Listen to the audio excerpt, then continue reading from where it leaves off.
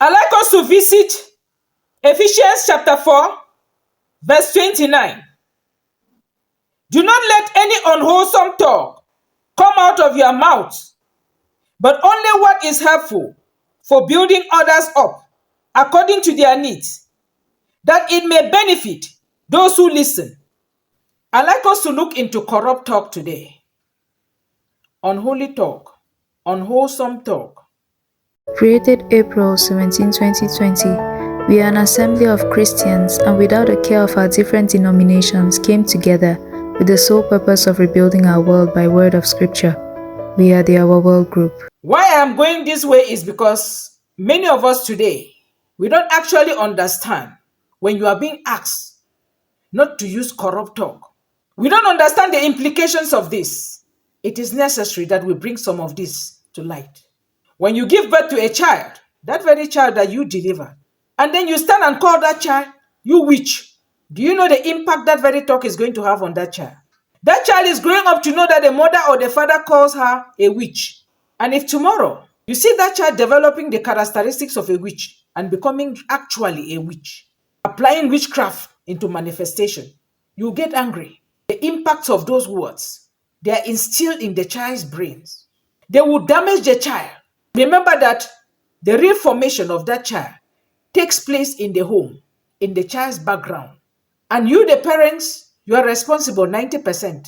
That is why we call Christians to bring up their children the godly way. And let the first word that comes out from the child's mouth be the scripture. We say this because when you do this, you will influence that child to grow in a God-fearing way and not get attracted to demonic traps. But when you start by applying this kind of words on the child and making the child to feel terrified, even feeling that you people are his parents or her parents, you are killing the child. You are dampening the child's spirits. You are destroying the child. And this makes the child sometimes to have a kind of resentful behavior towards you people.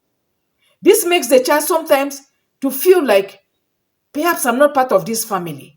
And to this effect, you are destroying the child. Please, this also applies to what we say to others. Imagine you meeting someone you have never seen. And because of a certain action, you have to abuse that person in a way. You have to use a word that is so corrupt on that person. It will dampen the person's behavior. And the reactions will be like, perhaps this very person will not want to ever see you again. Or this very person will live with an impact in the mind. And this may be so damaging, because this actually, as we say, corrupt talk destroys. Use statements and words that can build others up. You see someone you have never seen. You greet the person in a good way. Embrace that person in love. And to your children in the house, call them in a way as to encourage them to see that fatherhood or that motherhood in you. Call those children to see that loving attitude of a parent to the child in you. Encourage them to grow the godly way by using words that are not corrupt on them, by using words that will encourage them to grow the right way. And with this, you'll be building these children up positively. And with this, you will not discourage them. You'll be bringing them up the godly way. Apply the scriptures. Let prayer be their way of life. Let them grow praying in that home. I'm calling on parents, please. I want to be very specific because when we use these words, we don't know the impact. But today you have known it. Apply it in your home. Bring your children up the godly way. Don't use harsh words on them. Don't use corrupt words on those you meet or on your children. Don't destroy people indirectly with your kind of approach and with the language you use.